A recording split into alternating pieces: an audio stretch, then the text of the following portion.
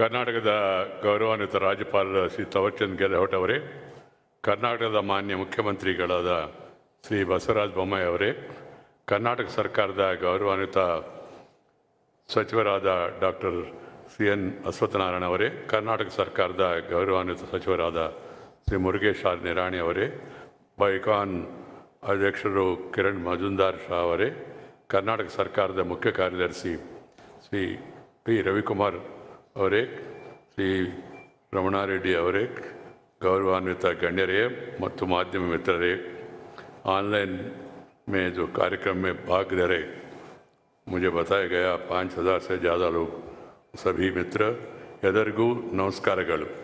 ಇಂದು Bengaluru tech ಶೃಂಗಸಭೆ 2020-21 ಅನ್ನು ಉದ್ಘಾಟಿಸಿದರು ನನಗೆ ಸಂತೋಷ ತಂದಿದೆ. ಈ ಉಪಕ್ರಮವಾಗಿ ಸರ್ಕಾರಕ್ಕೆ ನನ್ನ ಅಭಿನಂದನೆಗಳು, ಎಲ್ಲರಿಗೆ ನನ್ನ ಶುಭಾಶಯಗಳು. Friends, before I speak, I would like to publicly, through this forum, convey my condolences.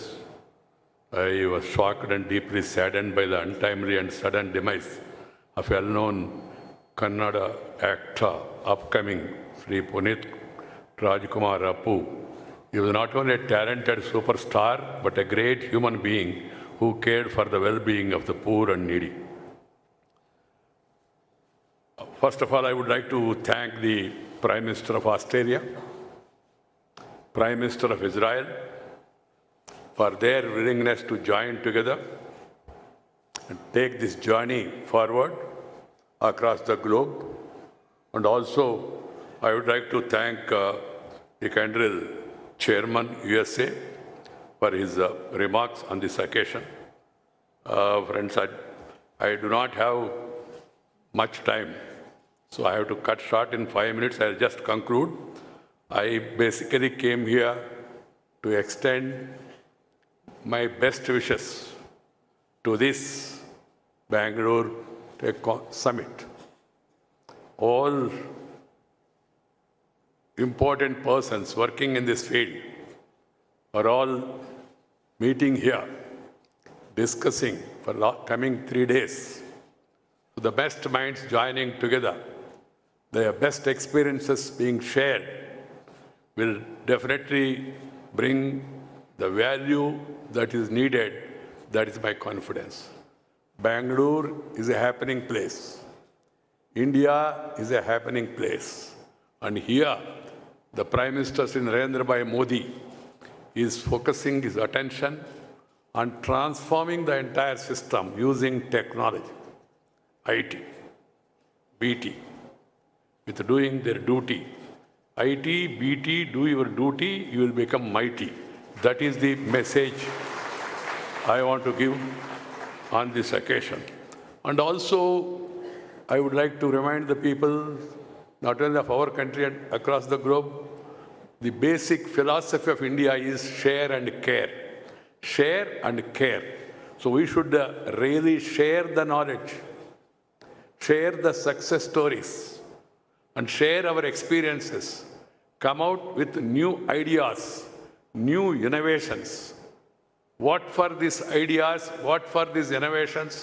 One is to make the progress that is needed, to create wealth, knowledge wealth, economic wealth for the betterment of the society and the globe. And thirdly, knowledge, research, development, technology, IT, BT, everything should be for the happiness of the people. Happiness, ultimately that should be the goal. So you must come out with such ideas which will bring happiness by bringing changes in the lives of the people of all sections. And I would like this summit to focus more on agriculture, which is the basic culture of our country and also across the globe. Many people depend on agriculture, which is having a turbulence, challenges. And also with the climate change, a lot of changes are happening, a lot of new challenges are happening.